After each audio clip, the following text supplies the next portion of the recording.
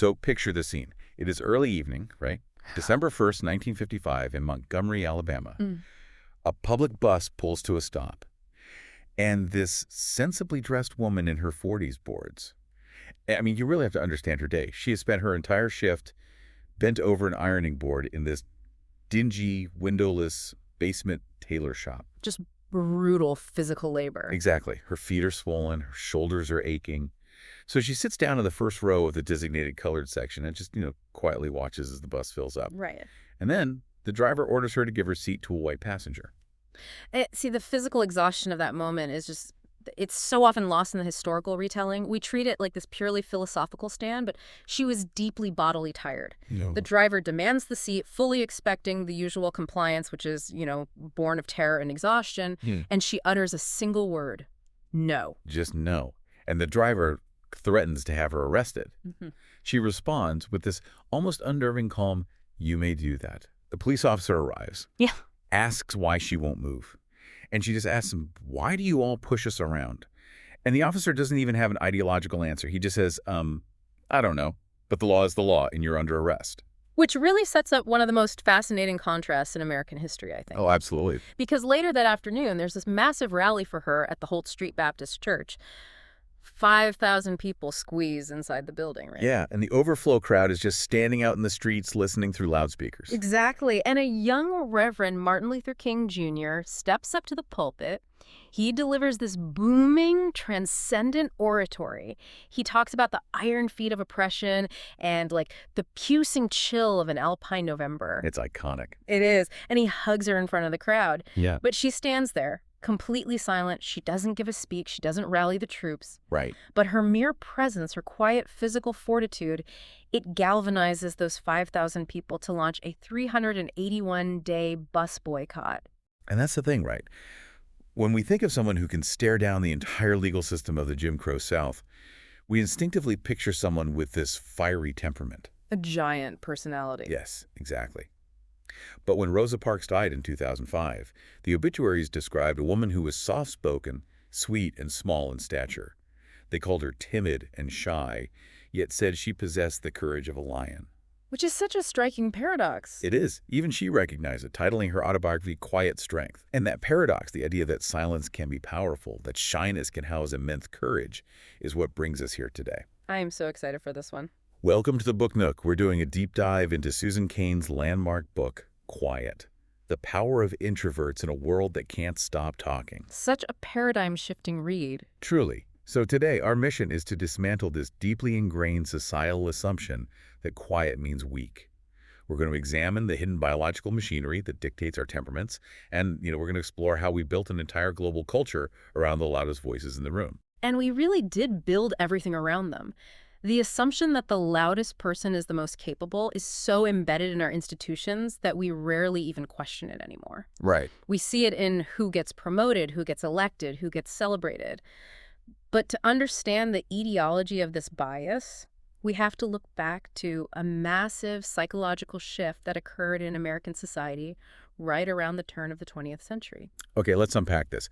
Because the cultural historian Warren Sussman categorized this as the shift from a culture of character to a culture of personality. Yes, and the contrast is just stark. It really is. If you look at the self-help books and societal manuals from the 19th century during the culture of character, the ideal self was serious, disciplined, honorable. Public impression was largely irrelevant. Exactly. What mattered was how you behaved in private when no one was watching. I mean, the word personality didn't even exist in English until the 18th century. Wait, really? I didn't know that. Yeah. The concept of having a good personality just wouldn't have made sense to someone in 1850. They idolized Abraham Lincoln, not because he was this master networker, but because he was modest. Ralph Waldo Emerson praised him specifically because he didn't offend by superiority. That is such a beautiful phrase, offend by superiority. And the literature of that era was just obsessed with inner virtue. There was a highly popular 1899 manual called Character, the grandest thing in the world. Catchy title. Right. But it featured this anecdote about a timid shop girl who gave away all her meager earnings to a freezing beggar on the street. Okay.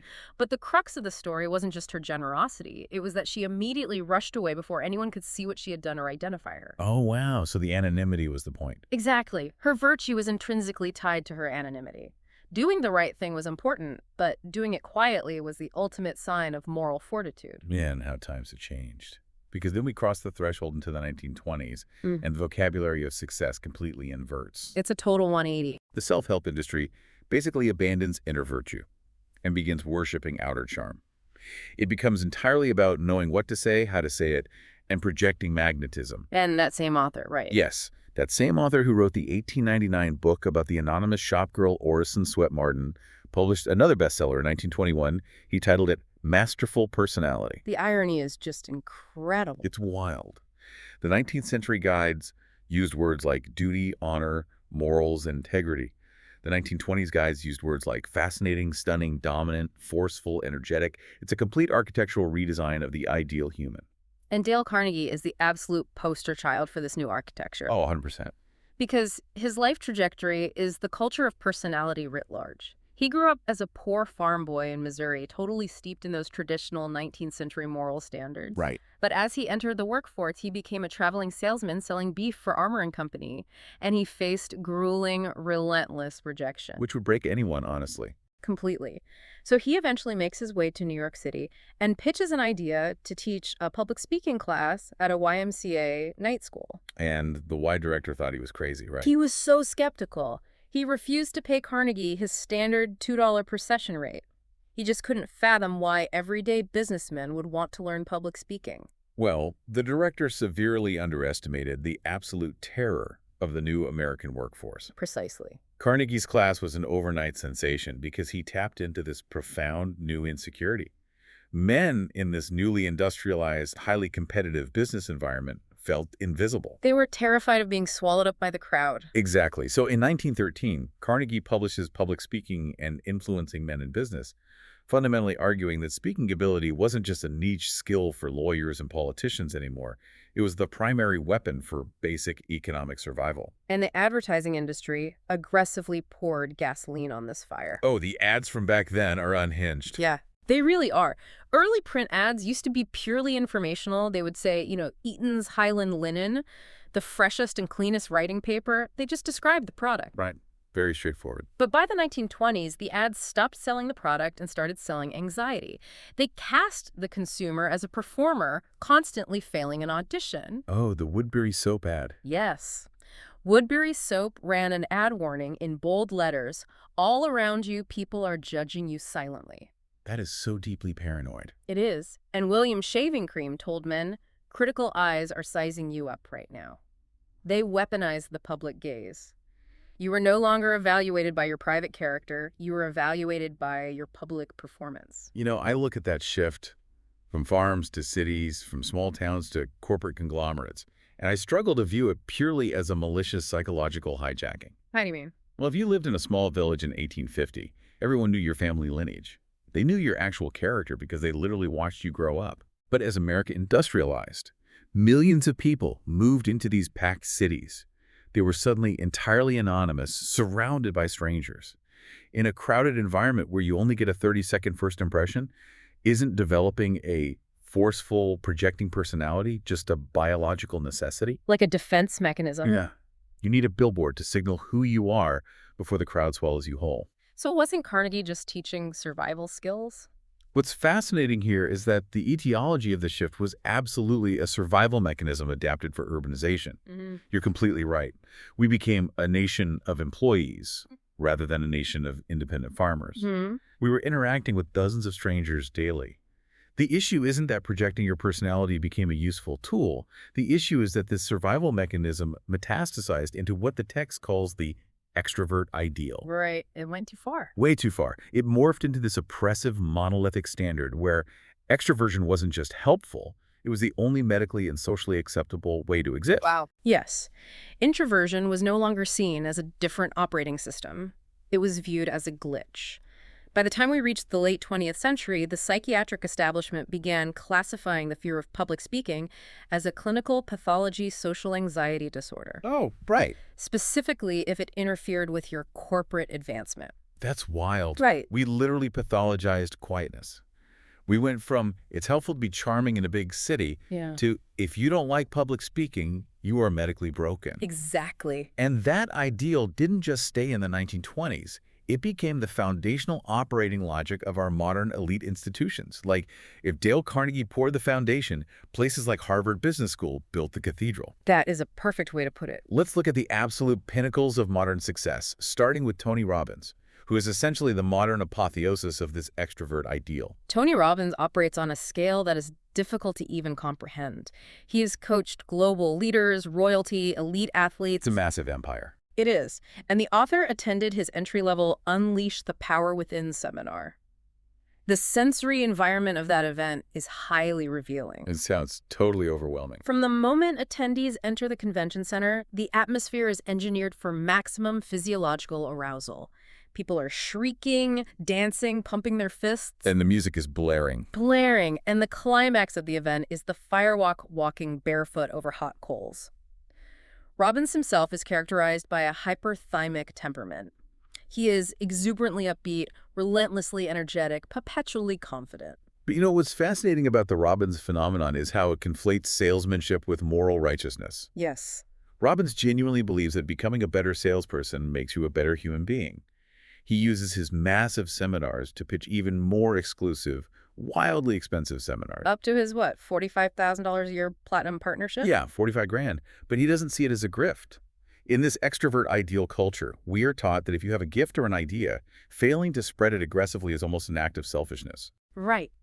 Spreading your ideas loudly is equated with sharing your light with the world. Which inherently casts introverts as withholding, or even morally deficient, because they aren't radiating that same aggressive energy. It's a really unfair standard, and while Robbins represents the populist, stadium-filling wing of the extrovert ideal, Harvard Business School represents the elite institutional wing. Right, HBS. HBS is the primary training ground for Fortune 500 CEOs and global policymakers, and its entire pedagogical model is constructed around extroversion. Which is wild when you think about it. One student explicitly noted that your grades and social status at the school are entirely dependent on extroversion. Because the curriculum relies heavily on the case method, right? Yeah. Which requires students to vocalize and defend their positions aggressively in front of their peers. Yes, but the truly dangerous part is the reward structure.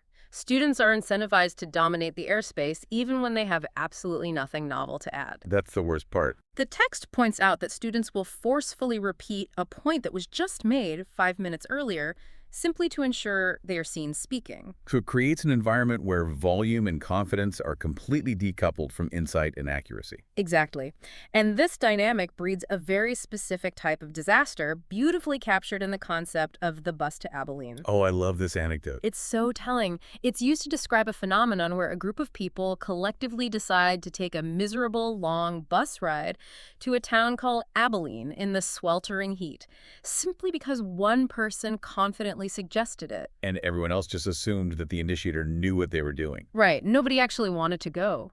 The group followed the initiator of action purely for the sake of action. It highlights our terrifying psychological vulnerability to confident, extroverted instigators, regardless of the quality of their ideas. Here's where it gets really interesting, though. The book quotes this highly successful venture capitalist who constantly receives pitches from young, polished entrepreneurs. He expresses deep frustration with his own colleagues because they constantly fail to distinguish between good presentation skills and actual leadership ability. They fall for the pitch. Every time. He worries that society routinely puts people in charge simply because they are good talkers, confusing schmoozing ability with raw talent. We just assume that because someone can command a boardroom, they must know how to build a product or guide a company through a crisis. That confusion is the absolute bedrock of what is termed the new groupthink. The new group thing. Yes, it's the modern corporate and educational fallacy that creativity and innovation are inherently collaborative processes. We've redesigned our physical environments to reflect this belief. Open plan offices. Exactly. We knock down walls. We push students' desks together into pods. We operate on the assumption that throwing a dozen vocal people into a brainstorming session is the optimal way to generate brilliance. But the psychological and historical data strongly refute this. And The track record of solitary genius is undeniable. Sir Isaac Newton didn't discover the theory of gravity in a committee. no, he did not. He did it while, as the text beautifully puts it, voyaging through strange seas of thought alone. Steve Wozniak engineered the first Apple computer, sitting entirely by himself in a cubicle at Hewlett-Packard. And he explicitly stated that he never would have created it if he hadn't been too shy to leave the house. Right.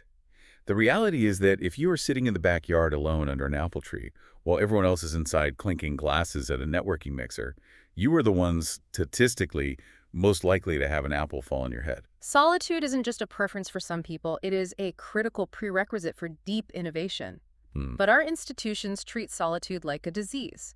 We have engineered environments that actively suffocate the people most likely to have profound insights, simply because those people refuse to scream those insights across a crowded room. Which naturally brings us to the myth of charismatic leadership. We've built these structures assuming extroverts inherently make better leaders. But when we actually test that hypothesis, the results completely upend the extrovert ideal. The data is shocking. It is. Adam Grant, a management professor at the Wharton School, spent years consulting with Fortune 500 executives and military leaders. He felt that the existing studies, which often showed extroverts as better leaders, were missing a massive variable. Right, they weren't looking at the whole picture. So he designed this brilliant experiment involving college students folding T-shirts. The architecture of this study reveals exactly how leadership mechanics actually function. Grant divided the students into teams. He put introverted leaders in charge of some teams and extroverted leaders in charge of others. Okay. But the critical variable was the makeup of the teams themselves. When introverted leaders managed proactive employees, meaning employees who actively brought their own ideas and strategies to the table, those teams achieved 24% higher output than the extrovert-led teams. A 24% boost in productivity is massive. It's huge. And the mechanism behind it is fascinating. Why do extroverted leaders actively suppress proactive workers? Because when a highly driven employee brings an idea to an extroverted leader, the extrovert's natural inclination is to take the floor, dominate the conversation, and stamp their own authority on the process. Right, they want to lead. But the proactive worker interprets this as a threat to their autonomy. They feel unheard and sidelined, so they simply stop offering ideas. They shut down. Makes sense. But the introverted leader does the opposite. They don't feel the need to dominate the social hierarchy. They listen, they validate the employee's idea, and they implement it. Okay. This creates a virtuous cycle. The employee feels empowered and works harder. However, Grant found the inverse was also true. Right, the other side of the coin. When the employees were passive, meaning they lacked their own initiative and required external energetic motivation to stay on task, the extroverted leaders outperformed the introverted leaders by 22%. Interesting. The extroverts could supply the necessary emotional electricity to jumpstart a stalled group. So the extrovert is the jumper cable, and the introvert is the steering wheel. I like that. If you have a team that is already moving, already proactive, an extrovert might accidentally electrocute them by taking up too much oxygen. But an introvert will guide them flawlessly. Exactly. This completely shatters the monolithic idea that you must be an extrovert to lead. Look at the digital space. Guy Kawasaki is a legendary Silicon Valley venture capitalist and author. People assume he's a massive extrovert because he's constantly engaging online. But he fundamentally identifies as a loner. Yeah, he thrives because digital leadership allows him to exert massive influence without the exhausting biological drain of constant high arousal, face-to-face interaction. And we see this dynamic perfectly encapsulated in the partnership of Rosa Parks and Martin Luther King Jr. that we talked about earlier. Right, coming back to them. They were perfectly symbiotic. Rosa Parks did not possess the psychological disposition to stand in front of 5,000 angry, terrified people and deliver a booming vision for the future. No. She preferred the power of silence. But King could not have sparked the boycott on his own. He needed her quiet, unimpeachable fortitude as the moral catalyst. Her silence created the vacuum that King's voice filled. But, you know, applying this in a modern corporate environment feels incredibly daunting. It is daunting. If I'm an introverted manager running a team today, how do I actually survive when upper management expects me to act like Tony Robbins? I don't want to fake a hyperthymic personality. I want to lead effectively without feeling like a fraud. This raises an important question, and the roadmap for that comes from Jim Collins' exhaustive research in his book, Good to Great. A classic. Right. Collins analyzed companies that transformed from average performers into industry-dominating behemoths, and he found a shocking commonality. Oh, was it? Every single one of those transformation-era companies was led by a quiet, unassuming, reserved, or even shy CEO. They weren't charismatic visionaries in the Steve Jobs mold. Their defining characteristic was that they were institution builders, not ego builders. They didn't need the spotlight. They succeeded through a combination of extreme personal humility and intense professional will. They practiced the art of sitting down so that others could stand up. They led by synthesizing information, listening deeply, and empowering the proactive talent around them. Exactly. It is abundantly clear that both styles of leadership have immense value depending on the environmental context. But this raises a profound question for me. Go for it. Why are we so predictably sorted into these two camps? Is being an introvert or an extrovert a psychological choice we make based on our upbringing, or is the blueprint written into our DNA before we even speak our first word? The biological evidence is perhaps the most paradigm-shifting aspect of this entire text. It's wild. The data robustly suggests that our placement on the introvert-extrovert spectrum is heavily dictated by our neurological wiring, specifically how our nervous system processes external stimuli. Okay, let's get into the science. To understand this, we look to the work of developmental psychologist Jerome Kagan, who conducted one of the most comprehensive longitudinal studies on human temperament. Kagan's methodology was brilliant. He brought 4-month-old infants into his laboratory and exposed them to a series of novel sensory stimuli. Just everyday things, right? Yeah, he played recorded voices, he popped balloons behind their heads, he waved colorful mobiles over their cribs, and he held cotton swabs soaked in alcohol under their noses. Okay. He systematically recorded how these infants reacted physically and emotionally to the new environment. And the results run entirely counter to our intuitive assumptions. Completely backwards. Kagan observed that about 20% of the infants reacted with intense physical distress. They thrashed their arms and legs, they pumped their fists, and they cried loudly at the stimuli. He labeled them high reactive. Another 40% remained incredibly calm, placid, and undisturbed by the popping balloons or the alcohol scent. He labeled them low reactive. The intuitive leap is to assume the loud, thrashing babies grow up to be loud, extroverted adults. Of course. That makes logical sense. But Kagan proved the exact opposite. The high-reactive thrashing infants grew up to be the introverts. Yes. And when you understand the mechanics of the brain, it makes perfect sense. The thrashing wasn't an early display of extroverted dominance. It was the physical manifestation of an incredibly sensitive nervous system. Their systems were just overwhelmed. Exactly. These infants had a highly reactive amygdala, the brain's emotional and threat detection center. When the balloon popped, their brains processed that stimuli far more intensely than the other babies, triggering a massive, overwhelming response. Precisely. Because their nervous systems process the world so intensely, these high reactive individuals learn to manage their environments as they grow. They learn to adapt. Yeah, they actively seek out quieter, highly controlled, low stimuli settings, like a quiet library or a one-on-one conversation, to prevent their sensitive nervous systems from becoming overloaded. Right. They become introverts as a regulatory strategy. The low reactive infants, conversely, have nervous systems that require massive amounts of input just to register a baseline level of engagement. A popping balloon doesn't even faze them. Right. So as they grow, they have to seek out louder, riskier, more chaotic environments, crowded parties, high-stress jobs, just to feel adequately stimulated. They become extroverts. This maps perfectly onto Hans Eysenk's theory of optimal levels of arousal. Eysenck posited that human beings are constantly seeking a biological sweet spot of stimulation. The sweet spot. Yeah, introverts require very little external input to hit their sweet spot. A cup of coffee and a good book puts them at optimal arousal. Anything more pushes them into anxiety. Extroverts require heavy external input to hit that same sweet spot. And there is a literal physical test you can do in your kitchen to prove how your specific arousal system is wired. Oh, the lemon juice test. The lemon juice test is a brilliant demonstration of the reticular activating system. If you take a cotton swab dipped in pure lemon juice and place a single drop on the tongue of an introvert, and then do the same to an extrovert, the introvert will physically produce a measurably larger amount of saliva. That blew my mind. Yeah. Salivating over a lemon predicts your personality type. It sounds like magic, but it's biology. Because the mechanics explain it.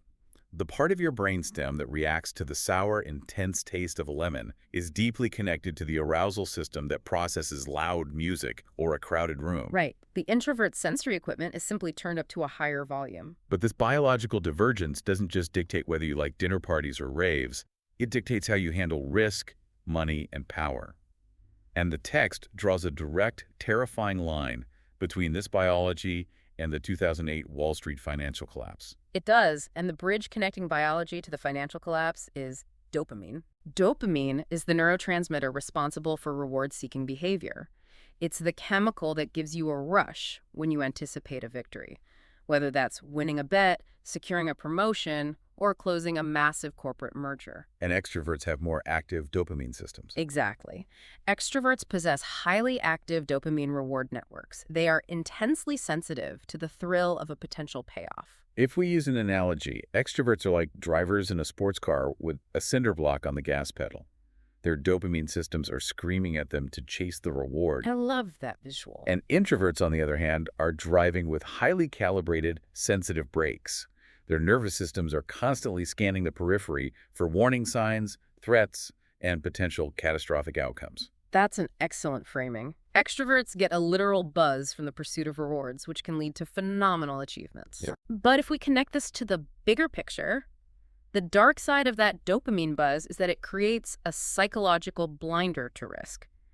In the years leading up to the 2008 crash, Wall Street systematically culturally engineered itself to reward extreme extroversion. It became a monoculture. A hyper-aggressive, reward-sensitive monoculture.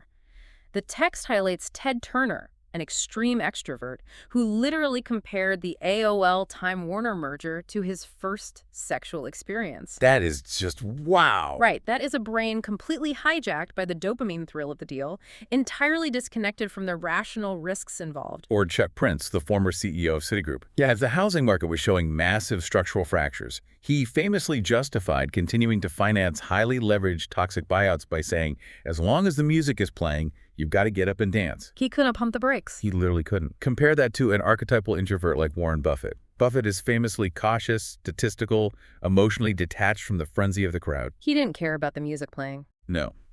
He sat in his quiet office in Omaha, read the annual reports, recognized the toxic debt, and completely avoided the subprime mortgage bloodbath. His brain simply isn't wired to chase the social and chemical high of a market bubble. The catastrophic failure of 2008 wasn't just a failure of regulation, it was a failure of psychological diversity. That is such an important point. During boom times, corporate cultures have a terrible habit of aggressively marginalizing their introverts. The cautious, statistical thinkers who pointed out the red flags were sidelined, fired, or told they weren't team players. Right. We handed the keys to the global economy entirely to people with hyperactive dopamine reward systems, and we removed all the people holding the brakes. It is the ultimate argument for cognitive diversity in leadership. You absolutely need the gas pedal to drive growth, but if you cut the brake lines, you will inevitably drive the company off a cliff. So the biological imperative of introversion and extroversion is undeniable. But if this wiring is a universal human trait, why does the extrovert ideal feel so absolute? Is every culture on Earth obsessed with being loud, bold, and aggressive? No, and this is where the cultural context becomes crucial. The extrovert ideal is a distinctly Western construct. Okay, so it's not universal. Not at all. A research psychologist named Robert McCrae developed a global personality map using massive amounts of cross-cultural data. He color-coded the world based on where populations fell on the introvert-extrovert spectrum. And what does it look like? The map reveals a stark geographical divide. The United States and Europe are heavily shaded for extroversion. Asia, however, is heavily shaded for introversion. So geography is largely destiny when it comes to how your temperament is valued. Pretty much. Western culture venerates the bold, the outspoken, and the aggressive. We operate on the proverb that the squeaky wheel gets the grease. But many Eastern cultures operate on a completely divergent philosophical foundation. They believe that the wind that howls loudest exhausts itself first, Or, simply, silence is golden. In many Asian communities, speaking up merely for the sake of dominating the airspace is viewed as deeply arrogant. It disrupts the group harmony. Exactly. There is a profound cultural respect for contemplation, for deep listening, and for demonstrating humility. Silence isn't viewed as an absence of thought. It's viewed as the presence of wisdom. The book illustrates this cultural collision through the story of a high school senior named Mike Way. Mike lived in Cupertino, California, in a heavily Asian-American enclave. Within the bubble of his local community and high school, his quiet, diligent, and studious nature was highly respected. He valued authenticity and noted the inherent contradiction in trying to project boundless enthusiasm while simultaneously trying to be thoughtful and wise. But as Mike prepared to apply to Stanford and entered the broader American elite ecosystem, he suffered from a jarring double consciousness. Right. The very traits that made him a respected leader in his Cupertino enclave, his quietness, his humility, his caution, were the exact traits that Stanford admissions officers and American corporate recruiters often penalize as a lack of leadership potential or dynamism. The psychological toll of this cultural friction is devastating. The data shows that Chinese American teenagers are significantly more introverted than their European American peers. At age 12, they report healthy levels of self-esteem. But then what happens? By age 17, after years of being evaluated against the Western extrovert ideal in high school, their self-esteem plummets. They internalize the message that their biological and cultural baseline is a defect. They feel like they are failing at being American. Which is tragic because it completely ignores the efficacy of what the book calls soft power. I love this concept. Soft power is the concept of leadership by water rather than by fire. Aggressive power, or hard power, forces compliance. It beats people into submission through volume and dominance. Soft power wins people over through deep conviction, persistent empathy, and undeniable substance. A perfect example of that is Mothers Against Drunk Driving. They didn't change national legislation through slick hucksterism or corporate boardroom shouting matches. No, they didn't. They changed the world through the sheer undeniable gravity of their grief and their quiet, persistent moral authority. Water can carve through a mountain just as effectively as dynamite. It just uses a different mechanism. That's a beautiful way to phrase it. But this brings us to a massive practical dilemma. Let's say you are Mike Way, or you are just a naturally quiet person navigating a cutthroat, extroverted corporate environment. Your boss expects you to network, to brainstorm out loud, to be dynamic. How do you survive in that environment without completely fracturing your identity or suffering a nervous breakdown? That tension, the friction between our biological reality and our environmental demands, is resolved by one of the most powerful psychological frameworks in the book, free trait theory, pioneered by Dr. Brian Little. I genuinely believe free trait theory is the ultimate survival guide for the modern introvert. Let's break down the mechanics of how this actually works in practice. So Dr. Little's premise is that while we are anchored by fixed biological traits, like the high reactive nervous system we discussed earlier, we are not entirely imprisoned by them. We're not robots. Right. Human beings possess the remarkable capacity to act wildly out of character for the sake of what he terms core personal projects. And what's a core personal project? It's anything you deeply value, a career you are passionate about, a cause you believe in, or a person you love. Brian Little uses himself as the primary case study, and it's hilarious but deeply poignant. As a university professor, he is known for being a wildly dynamic vaudevillian lecturer. He's incredibly engaging. He commands the auditorium, cracks jokes, entirely mesmerizes his students. If you watched him teach, you would assume he was the most extroverted man on campus. But biologically, he is an extreme introvert. Extreme. His nervous system is incredibly sensitive. After delivering a passionate lecture, he is so neurologically overstimulated that he literally retreats to the men's restroom, hides in a stall, and pulls his feet up so no one will talk to him. He pays a massive biological tax for acting out of character. So what does this all mean?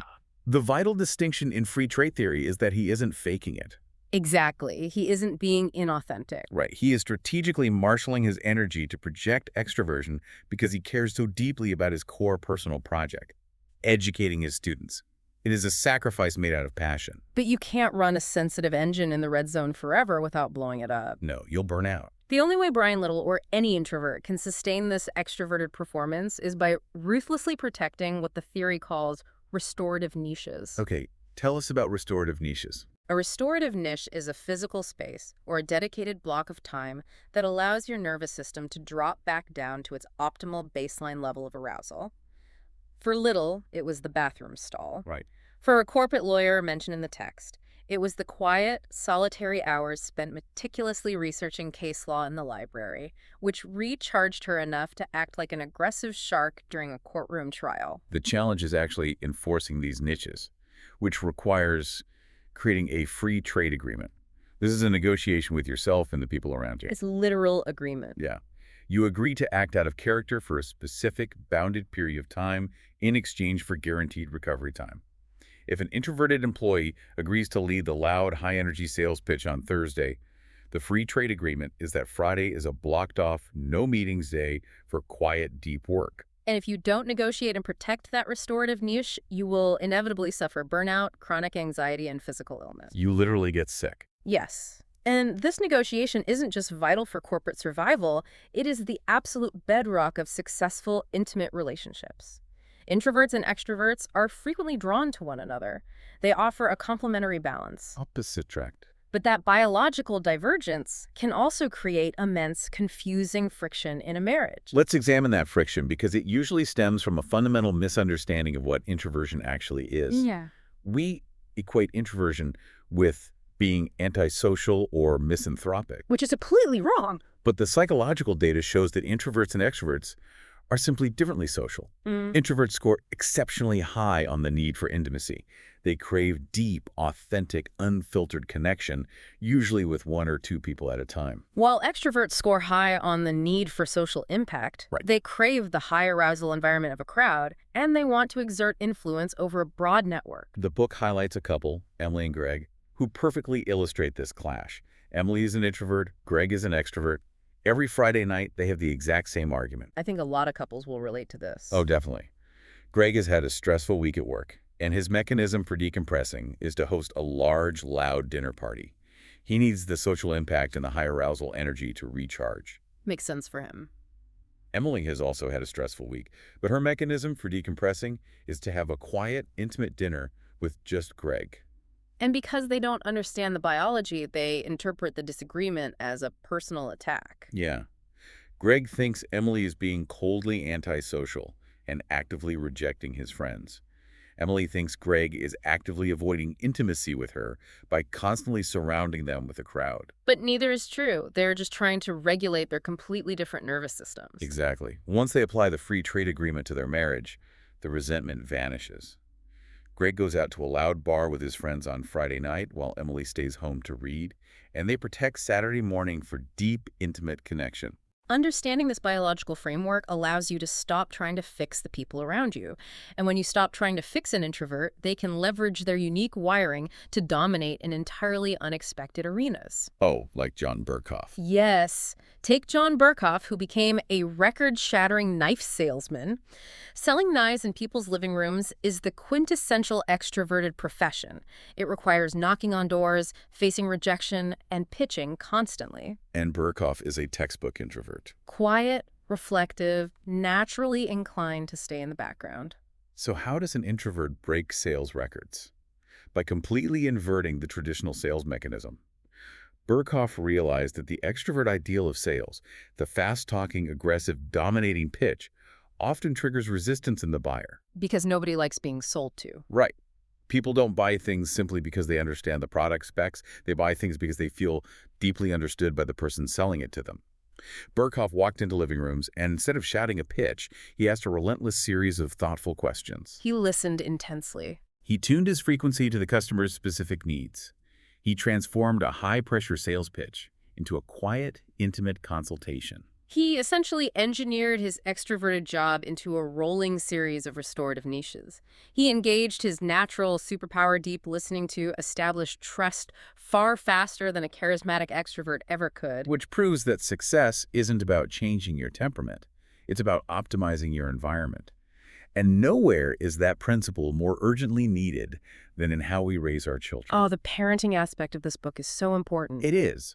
The text explores the dynamic between Jim, an outgoing, carefree, extroverted father, and his daughter Lily, who was highly sensitive and introverted. It is terrifyingly easy for an extroverted parent to view a shy child as a problem to be solved. The instinct for many extroverted parents is to employ exposure therapy, to throw the quiet child into the deep end of loud, chaotic environments to toughen them up. Trial by fire. Right. But the science dictates a completely different approach, centered on the concept of person-environment fit. Human beings flourish when their physical and social environments match their biological temperaments. Jim realized that Lily didn't need to be cured of her shyness. Yeah. She had a highly reactive nervous system that needed time to process novel stimuli. So when Jim took Lily to a new, chaotic playground, he didn't force her to immediately jump into the sandbox. He allowed her to stand on the periphery for 20 minutes. He let her just watch. He let her observe the social dynamics, process the noise, and regulate her amygdala. Once she felt safe, she integrated beautifully. But our educational systems frequently deny kids this grace period. They really do. We force them into open pod desks, we grade them heavily on aggressive class participation, and we interpret their biological caution as intellectual deficiency. The tragic reality is that children simply cannot learn when their nervous systems are locked in a state of fight or flight. When we force introverted children to conform to the extrovert ideal, we don't make them extroverted, we just make them deeply anxious. We break them. But when we validate their quiet strengths, their capacity for deep focus, their empathy, their careful observation, they don't just survive, they blossom into incredibly secure, capable adults. Which brings us to the ultimate realization of this deep dive. Quiet is not merely a book seeking to offer comfort or validation to introverts, although it certainly achieves that. Oh, it definitely does. But it is an absolutely essential operational manual for extroverts, for corporate managers, for educators, and for parents. We are currently hemorrhaging human potential by forcing half the population to suppress their natural cognitive wiring. By enforcing a singular extrovert ideal, we are systematically silencing the Newtons who require the solitude of the apple tree. Yeah. We are sidelining the Rosa Parks of the world who possess the quiet fortitude necessary to anchor a revolution. So as we wrap up, I want to leave you with a final provocative thought. Building on everything we've unpacked today, what if we stopped trying to rewire our brains and started radically redesigning our physical world? I love this. What if we took a sledgehammer to our corporate open-plan offices and our chaotic pod-based classrooms? Imagine intentionally designing environments that offer optimal levels of arousal for everyone. A balance. Imagine a society where solitary deep work is budgeted and protected as fiercely as collaborative brainstorming. How much more profound could our innovations be? How much more peace could we engineer into our daily lives? It's a vision for a society that finally utilizes the full spectrum of human temperament, rather than just the loudest frequencies. It truly is. Thank you so much for joining you on this deep dive. Please make sure to subscribe to The Book Nook so you never miss an episode as we continue to explore the books that shape our minds and our world. And we want to hear from you. Drop a comment below and tell us which book you'd like us to explore next. We read every single one.